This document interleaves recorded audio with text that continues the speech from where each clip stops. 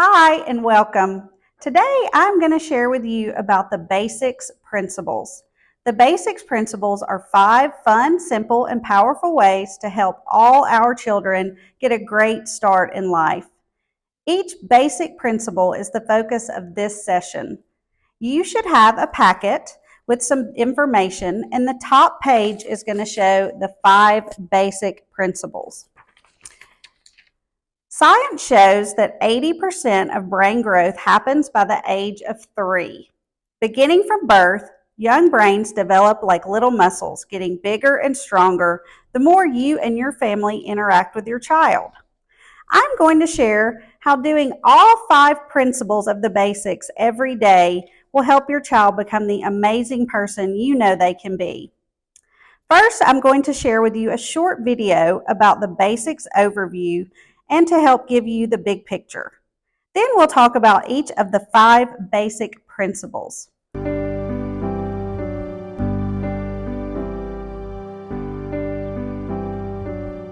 Learning begins the moment your child is born. Baby, baby, baby. Do you want to play too? Every child is filled with vast potential for success in life. And those first 3 years can have the greatest impact on your child's learning. Apple, look, where's the strawberries at? Yes, that's lemon too, and kiwi. Wow, awesome job. It's all about giving a child a proper start. That's what being a parent is all about. Yay! We didn't like that song. I wanted to make sure that I was here every day. Such a joy. Every parent of every background can make a positive difference in their child's life. It's peeling. Boom. A few simple, everyday activities can make a big difference. And those are flowers. That's why The Basics is working with research and community leaders to promote an important new initiative. The Basics are 5 simple principles that we want everyone to know.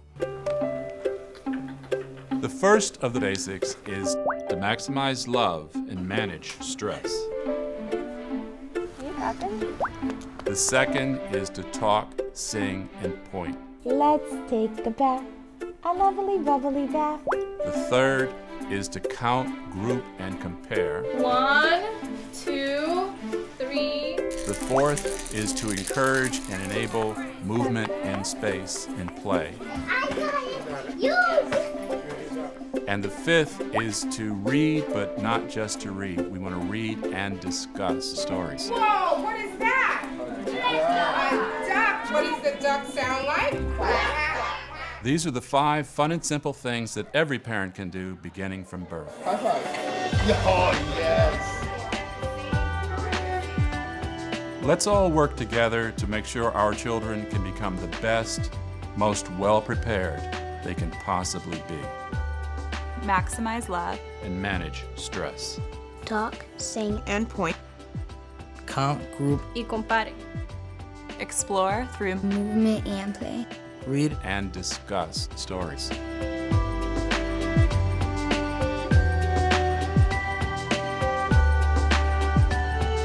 Please join us and help spread the word.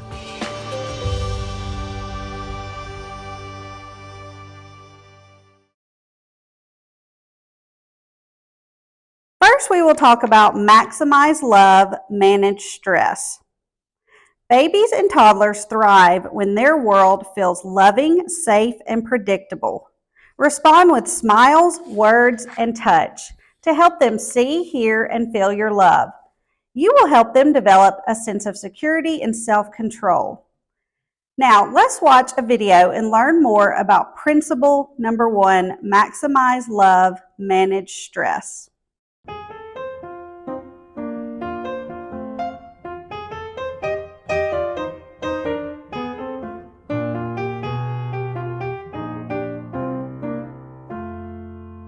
How do children learn to love? Babies thrive when the world feels loving, safe, and predictable.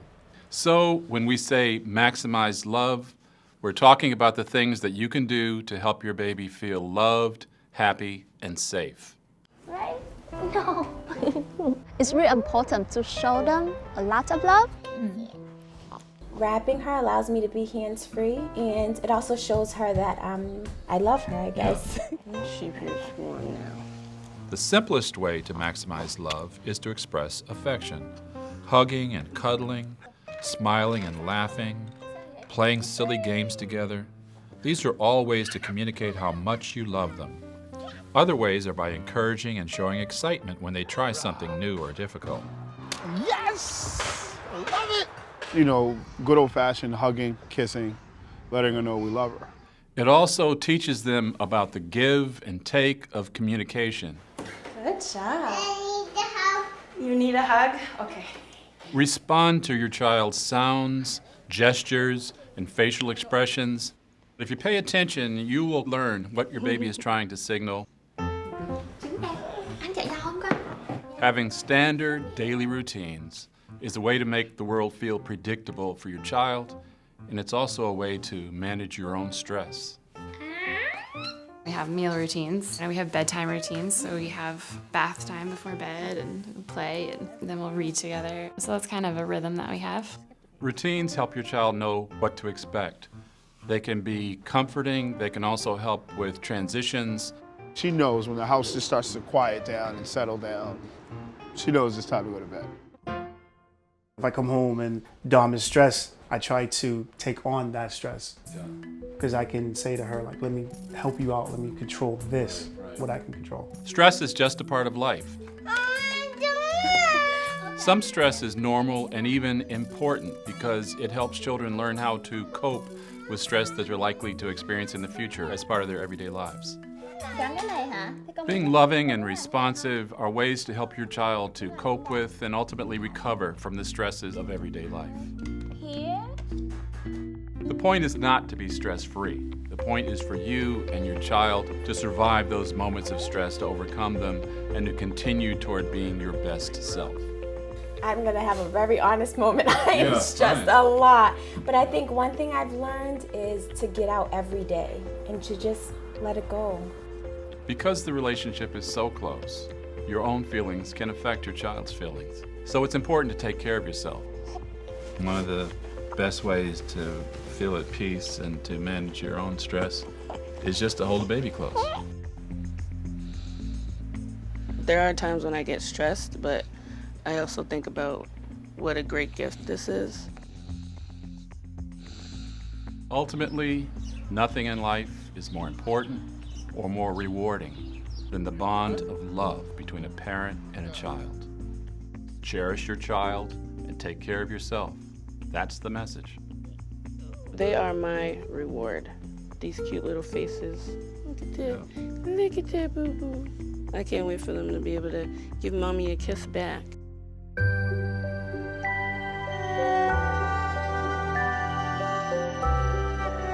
How do you manage everyday stress and express love to your child? Which of your family members and friends should also see this video? Please join us and help spread the word.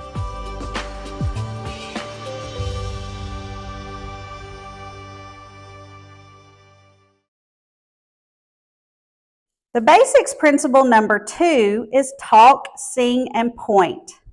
Babies learn language from the moment they are born. They respond to their sounds and later their words. Connect with eye contact and a loving tone of voice while pointing to help them know what you're talking about. I'm going to play a video to demonstrate and discuss principle number 2.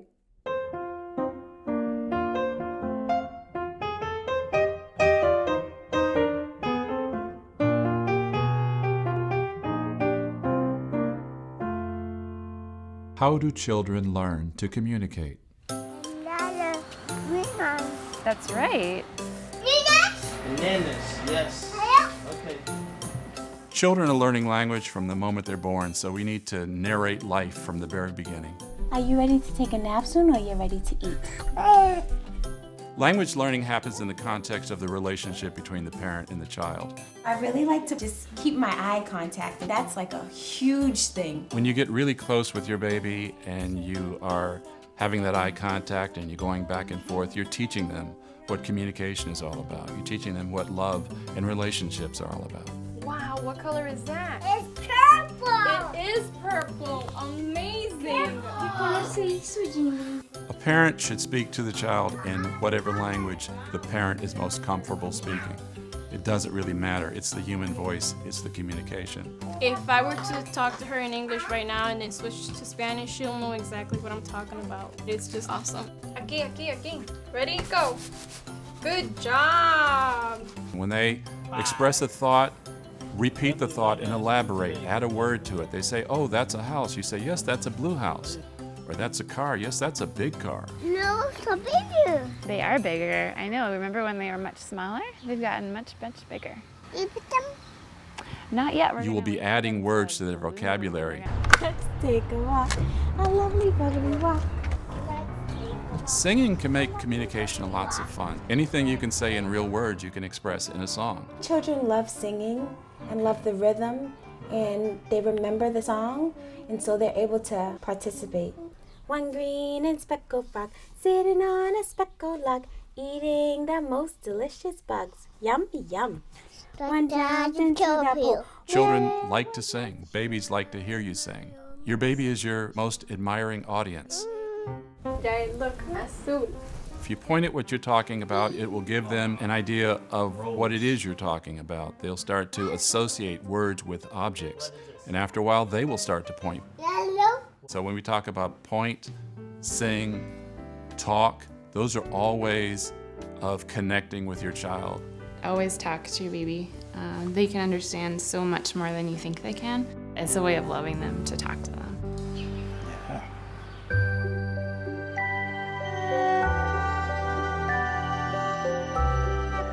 How do you help your child to learn about communication and language? Which of your family members and friends should also see this video? Please join us and help spread the word.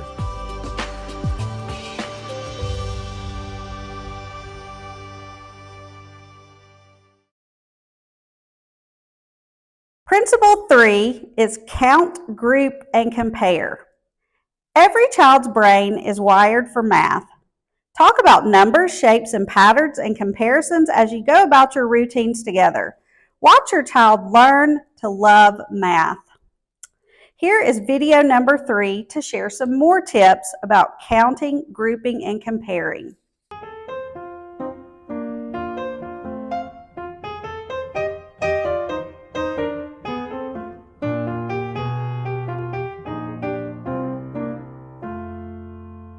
How do children learn to count, group, and compare? Avery, you gonna count with me? 1, 2. People often make statements like, I'm just not a math person. But actually, we're all born to be math people. Let's say, wee. Fascinating new science shows that babies come into the world already wired to learn math concepts. 1, 2, 3. And what they learn in those first few years makes a difference when they start school. At the age from 0 to 5 years old, their brain they developing really rapidly. So this is really good time to teach them how to count. You want to do numbers? 1, 2, 2, 3. Learning to count is a first and important step. Children learn to count strings of numbers before they really understand what the numbers mean. 6. The next big leap is to understand how many things each number stands for.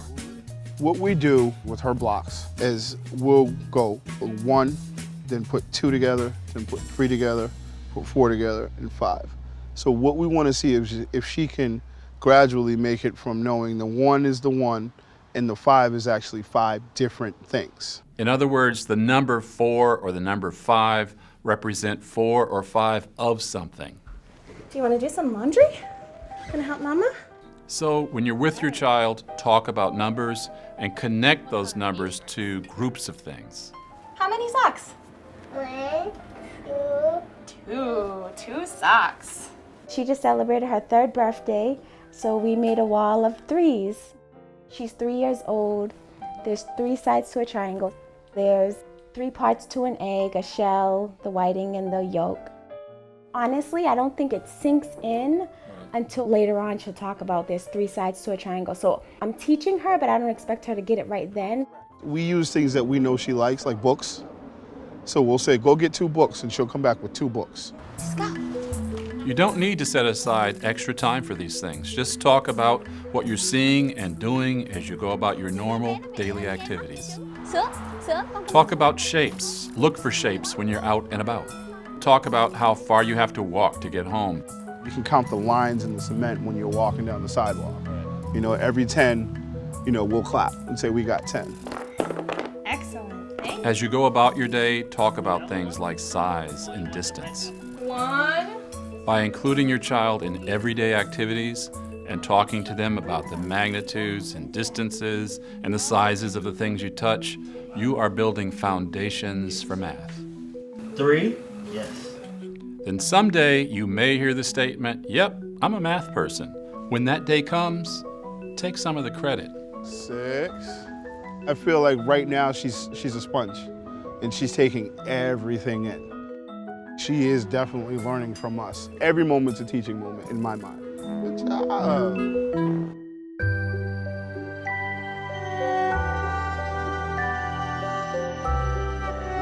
How do you help your child learn to count, group, and compare? Which of your family members and friends should also see this video? Please join us and help spread the word.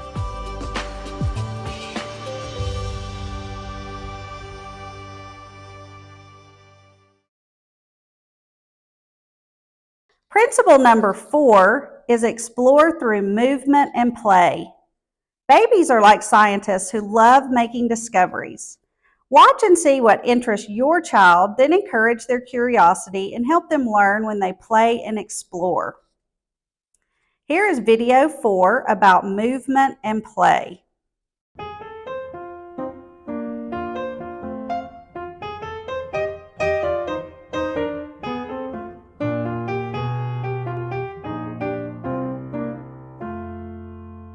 How do children learn to explore? Yes, go, go, go, go. Good job. Physical activity, exploration, and play are important for many reasons. One is the development of coordinated, strong, and healthy bodies. Another is that physical activities exercise the mind just as much as the body. The youngest children learn by touching, reaching, grasping, and experimenting on their surroundings. Each new phase of physical development brings new opportunities for learning and development. How did you think about letting her start to explore? Oh, she had the run of the house. This whole first floor was hers. So we just, let her just explore. I will get down there together and crawl with her. There are simple ways to support the movements that babies make. Hey, pretty girl. You're so pretty. One is to make sure that they spend some time on their stomach every day. This is called tummy time. During tummy time, babies raise their heads and make crawling motions. Gradually, their upper body gets stronger until they can actually crawl. Tummy time also gives them a new view of their surroundings. Once children develop more mobility, you can find activities where they can move around more. Go ahead, sweetie. I look for certain things that she can do or can't do at all, or things that she may need assistance with. Yes, right. If children are working through something, it can be tempting to jump in quickly and show them the answer.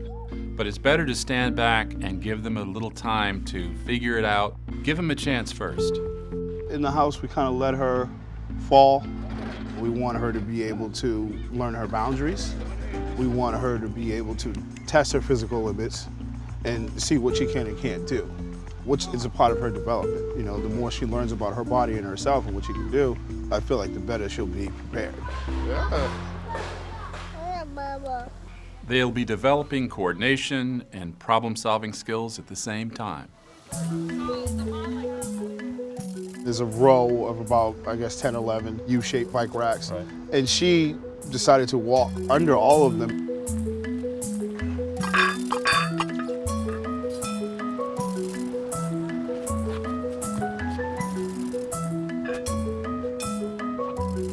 And then the last one, she decided to hang from it. And I hadn't seen her do that before. Right. So I believe she was testing her limits on that. I believe she's getting more confidence physically. So don't underestimate the value of play. I think it's really important for them. It's a way they can explore the world around them. Step back and watch where your child's curiosity takes them. Young children are like scientists, and you can cultivate their interest in the world by enabling exploration. Watch them, and you will learn about the things that they are interested in and the very interesting people they are becoming.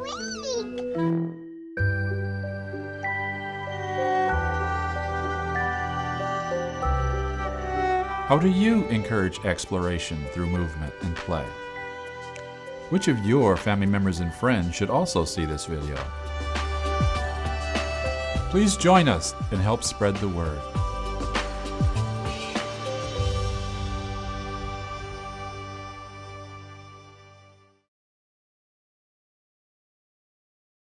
The last basics principle is number 5, read and discuss stories. Reading turns kids into confident thinkers. Make books a regular part of your relationship from the beginning. With infants, point at pictures and speak with excitement. With toddlers, just make it fun. Here is video number 5 for our last principle, read and discuss stories.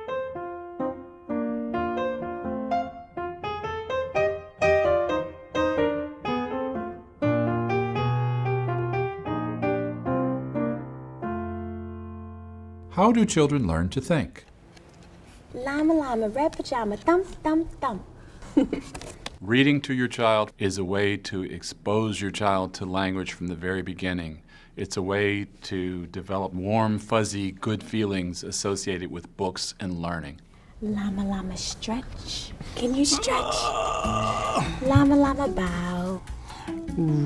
With infants, choose books that are simple, sturdy, and colorful. It's all about the pictures when it's with infants.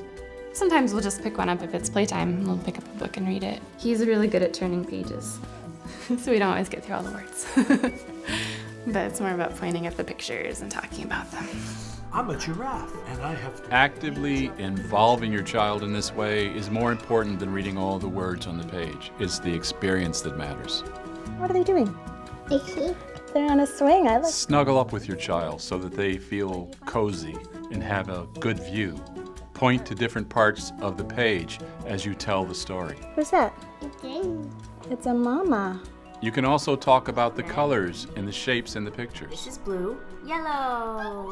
Reading a book to an infant, I think it's just hearing your voice and seeing the pictures. Eventually, she's able to see that pictures are associated with words. So we read the same books over and over again. So when she sees that picture, eventually she's going to understand that I'm pointing to the color blue, that's blue. He closed the door and went back to the business of making his breakfast. He is making his breakfast, yes. As children get a little bit older, you can expose them to other parts of the reading process. Before you start to read a book, examine the cover, talk about the title, flip through the pages to see all the colors. While you're reading, ask questions that get your child to think. Where's the mouse? Ta-da! Ta-da! That's the mouse. She asks questions. She recalls the story. So if you read it to her previously, she will recall, and sometimes I'm like, oh wow, how'd you remember that? Because I don't. She will point certain things out, like this is a giraffe, or this is an ant, or this color is yellow. So it's good because it teaches me to make sure that I'm on my toes with her. What does she say? Help. I need help. Point to the words, show them how reading works from left to right on the page. And there are spaces between the words. You can point to show them. When I think it's a new word for him, I'll say, can you say that? And kind of try to define it in terms of the words I know he already knows. Why can I be as big as a pig rolling in the mud, said Mouse. Where's the mouse? Oh, you're right. You're pointing right to the mouse. As you read, stop once in a while to talk about what's happening in the story. Respond to your child's comments and questions. Build on your child's interest as they develop. So if they're interested in bugs or dinosaurs or butterflies, go to the library and get some books about those topics. No one ever came to Bear's house. She loves reading. The more fun reading is, the better. It's all about developing a lifelong love of learning, so make it fun.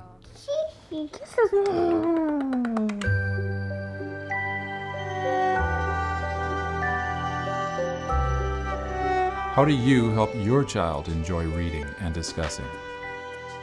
Which of your family members and friends should also see this video? Please join us and help spread the word.